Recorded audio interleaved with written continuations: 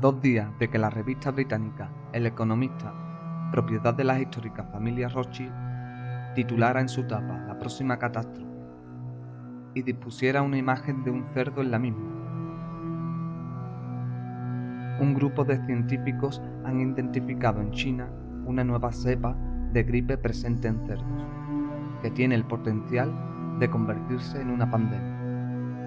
Nuevo tipo de gripe porcina que puede infectar a los seres humanos y además tiene el potencial de causar una futura pandemia. Así lo revela un estudio publicado este lunes en la revista científica Proceedings of the National Academy of Sciences. El análisis realizado por investigadores chinos informa que esta potencial enfermedad fue denominada virus G4. Revela además que desciende genéticamente de la gripe porcina H1N1 que causó una pandemia mundial en 2009. Por el momento, los científicos advierten que este virus no representa una amenaza inmediata para la salud mundial.